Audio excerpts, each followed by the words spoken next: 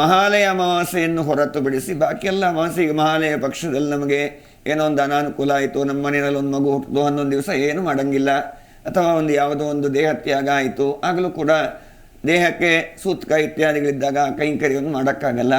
ಅಂಥ ಸಂದರ್ಭದಲ್ಲಿ ಉಳಿದ ಅಮಾವಾಸ್ಯೆಯಲ್ಲಿ ನಾವು ತೀರ್ಥ ಸ್ನಾನ ಮಾಡೋದಿರ್ಬೋದು, ಪಿತೃಗಳಿಗೆ ತರ್ಪಣ, ಅದು ವಸು ರುದ್ರ ಆದಿತ್ಯ ಸ್ವರೂಪದಲ್ಲಿ ಪಿತೃಗಳ ಆರಾಧನೆಯನ್ನು ನಾವು ಮಾಡ್ತೇವೆ. ಆ ಪಿತೃದೇವತೆಗಳು ಅಂತ ಹೇಳ್ತೇವೆ. ಅನುಮದಂತು ಪಿತರೋನು ಮದಂತು. ಒಂದು ಕುಟುಂಬದಲ್ಲಿ ಸೌಖ್ಯ ಅನ್ನೋದು ಬರಬೇಕಿದ್ರೆ ಪಿತೃಗಳ ಅನುಗ್ರಹ ಇದ್ದರೆ ಮಾತ್ರ ಸಾಧ್ಯ, ಪಿತೃದೇವತೆಗಳ ಅನುಗ್ರಹ. ನಾವು ಈಗ ಯಾರಾದರೂ ತೀರೋದಾಗ ಅವರ ಉತ್ತರ ಷೋಡಶ ಸಂಸ್ಕಾರಗಳು ಅಂತ ಹೇಳುತ್ತೆ, ಅದನ್ನೆಲ್ಲ ಮಾಡಿ ಅವರನ್ನು ಪಿತೃಲೋಕಕ್ಕೆ ಸೇರಿಸುವಂಥ ಕರ್ತವ್ಯ ನಮ್ಮಲ್ಲಿದೆ. ಆದರೆ ಈಗಿನ ಕಾಲಸ್ಥಿತಿಯಲ್ಲಿ, ನವ್ಯ ನಾಗರಿಕ ಆಧುನಿಕ ಪರಿಸ್ಥಿತಿಯಲ್ಲಿ ಎಷ್ಟೋ ವೃದ್ಧಾಶ್ರಮಗಳು ಬಂದ್ಬಿಟ್ಟಿದೆ. ಈಗ ಇವರು ತುಂಬ ಜನ ಮಕ್ಕಳೆಲ್ಲ ಪಾಶ್ಚಾತ್ಯ ದೇಶದ ಇದರಿಂದಾಗಿ ತಂದೆ ತಾಯಿಯ ಅಥವಾ ಆ ಹಿರಿಯರ ದಿನಮಾನವನ್ನು ಮಾಡಲಿಕ್ಕೆ ಆಗ್ತಾನೇ ಇಲ್ಲ ಅಂತ ಪರಿಸ್ಥಿತಿ ಕೂಡ ತುಂಬ ಕಡೆ ನಡೀತಾ ಇದೆ, ನಾವು ನೋಡ್ತಾ ಇದ್ದೀವಿ. ಅಂಥವ್ರು ಏನು ಮಾಡಬೇಕು ಅಂತ ಕೇಳಿದರೆ, ಆ ಪಿತೃಋಣವನ್ನು ಹೇಗೆ ತೀರಿಸ್ಬೋದು? ಅಮಾವಾಸ್ಯೆ ದಿವಸ ಬೆಳಿಗ್ಗೆನೇ ಇದ್ದು ಸ್ನಾನಾದಿಗಳನ್ನು ಮಾಡಿ, ಈಗ ಬೇರೆ ಯಾವುದೋ ದೇಶದಲ್ಲಿದ್ದೀವಿ, ನಾವು ನದಿ ಗಿದಿ ಹುಡ್ಕೋಕ್ಕಾಗಲ್ಲ, ಇಲ್ಲ ಆಯ್ತಪ್ಪ ಒಂದು ಸ್ನಾನ ಮಾಡ್ಕೊಳ್ಳಿ ಮಾಡಿ ಪಿತೃಗಳಿಗೆ. ಅದೇ ರೀತಿ ಆಚಾರ್ಯ, ಆಚಾರ ಪತ್ನಿ, ಸಖಿ ಎಷ್ಟು ಜನ ಇದ್ದಾರೆ ಅಂತಂದರೆ ಅದಕ್ಕೆಲ್ಲ ಕಾಯ್ಕೊಂಡಿರೋರು ನಮ್ಮ ಕರ್ತವ್ಯ.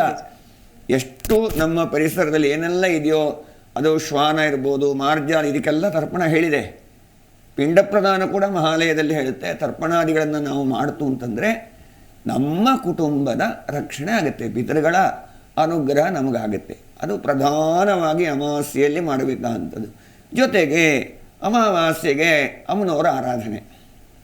ಎಷ್ಟೋ ಕಡೆ ಈಗ ನಾವು ನಿಂಬೆಹಣ್ಣಿನ ದೀಪ ಹಚ್ಚೋದು, ಇಲ್ಲಿ ನೋಡಿ ನಾನು ಹೇಳ್ತೀನಿ, ಪೌರ್ಣಮಾಸ್ಯಾಂ ಚಂದ್ರಬಿಂಬೆ ಧ್ಯಾತ್ವಾ ಶ್ರೀಲಲಿತಾಂಬಿಕಾಂ. ಹುಣ್ಣಿಮೆಯ ದಿವಸ ಜಗಜ್ಜನನಿಯನ್ನು ಲಲಿತಾ ಪರಮೇಶ್ವರಿ ಮಹಾ ತ್ರಿಪುರ ಸುಂದರಿಯ ಸ್ವರೂಪದಲ್ಲಿ ನಾವು ಆರಾಧನೆ ಮಾಡ್ತೇವೆ. ಲಲಿತಾ ಸಹಸ್ರನಾಮ ಫಲಸ್ತುತಿ ಏನು ಹೇಳುತ್ತೆ ಅಂತಂತಂದರೆ, ಯೋವಾಭಿಚಾರಂ ಗುರುತೆ ನಾಮ ಸಹಸ್ರ ಪಾಠಕೆ. ನೋಡಿ ಇಲ್ಲಿ ಆ ಲಲಿತಾ ಸಹಸ್ರನಾಮದ ಫಲಸ್ತುತಿಯಲ್ಲೇ ಒಂದು ವಾಮಾಚಾರ ಅಂತ ಹೇಳುವಂಥ ಶಬ್ದ ಬಂತು. ಅಂತಂದರೆ ಜಂತೂನಾಂ ನರಜನ್ಮ ದುರ್ಲಭಂ. ನಮ್ಮ ಹತ್ರ ಎಷ್ಟೋ ಜನ ಕೇಳ್ತಾರೆ, ಸ್ವಾಮಿ ನೀವು ಪುನರ್ಜನ್ಮ ಇನ್ನೊಂದು ಮತ್ತೊಂದು ಅಂತೇಳಿ ಹೇಳ್ತೀರಲ್ಲ, ಇದ್ದವರೇ ಹುಟ್ಟೋದು ಅಂತಾದರೆ ಜನಸಂಖ್ಯೆಯಲ್ಲಿ ವ್ಯತ್ಯಾಸ ಯಾಕಾಯಿತು? ಇದ್ದವರು ತಿರ್ಗಾ ಪುನರ್ಜನ್ಮ ಪಡ್ಕೊಳ್ತಾರೆ ಅಂತಂದರೆ ಈ ಜನಸಂಖ್ಯೆ ಇದ್ದಂಗೆ ಇರಬೇಕಲ್ಲ, ಇವತ್ತು ನಾಳೆಗೆಲ್ಲ ವ್ಯತ್ಯಾಸ ಆಗಬಾರ್ದಲ್ಲ, ವ್ಯತ್ಯಾಸ ಆಗಕ್ಕೆ ಸಾಧ್ಯ ಇಲ್ವಲ್ಲ, ಸತ್ತವ್ರು ಹುಟ್ಟುತ್ತಾರೆ ಅಂತಾದರೆ ಅದು ಹಾಗಲ್ಲ. ನಾನು ಅದಕ್ಕೆ ಉತ್ತರ ಹೇಳಿದೆ ಅವ್ರ ಹತ್ರ. ಏನು ಅಂತಂದರೆ, ಸ್ವಾಮಿ ಮೊದಲು ಸಿಂಹ ಎಷ್ಟಿತ್ತು, ಹುಲಿ ಎಷ್ಟಿತ್ತು, ಕರಡಿ ಎಷ್ಟಿತ್ತು, ಕ್ರೂರ ಮೃಗಗಳೆಲ್ಲ ಎಷ್ಟಿತ್ತು, ಇವತ್ತೆಷ್ಟಿದೆ. ಆ ಲೆಕ್ಕವನ್ನು ಈ ಲೆಕ್ಕವನ್ನು ಹಾಕಿ ನೋಡಿ ಅದು ತಾಳೆ ಬರುತ್ತೆ. ಯಾಕೆ ಅಂತಂದರೆ 84 ಲಕ್ಷ ಜನ್ಮದ ನಂತರ ಈ ಆತ್ಮಕ್ಕೆ ಮನುಷ್ಯ ಶರೀರವೆಂಬಂಥ ಅಂಗಿಯು ಲಭ್ಯವಾಗಿದೆ. ಆದರೆ ಆ ಹಿಂದಿನ ಜನ್ಮದ ಹುಲಿ ಸತ್ತು ಮನುಷ್ಯ ಆಗಿ ಹುಟ್ಟಂಥದ್ದಿರ್ಬೋದು, ಶಾರ್ದೂಲಾದಿ ಕ್ರೂರ ಮೃಗಗಳಿಗೆ ಮನುಷ್ಯ ಜನ್ಮ ಬರ್ತದೆ.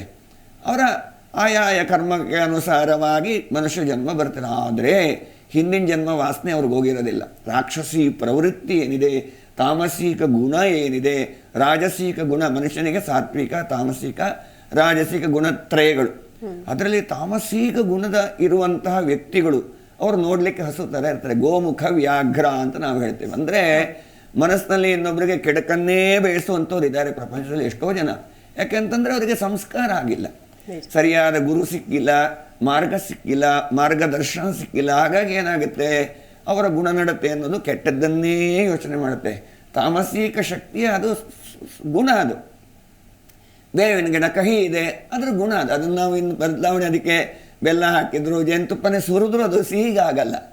ಹಾಗೆಯೇ ಕೆಲವರು ಮನುಷ್ಯರು ಏನು ಮಾಡ್ತಾರೆ ಅಂತಂತಂದರೆ, ಆಭಿಚಾರ, ಕೃತ್ರಿಮಾದಿಗಳು, ಬಾಧಕಗಳು ಅನ್ನುವಂಥದ್ದು ಏನು ಮಾಡುತ್ತೆ ನಮ್ಮನ್ನು, ಅವರು ಬೇಕು ಅಂತೇನೆ ರೋಡಲ್ಲಿ ಯಾರೋ ಹೋಗ್ತಾ ಇರುವಾಗ ಕಲ್ಲೆಸೆಯೋದು ರಸ್ತೆಯಲ್ಲಿ.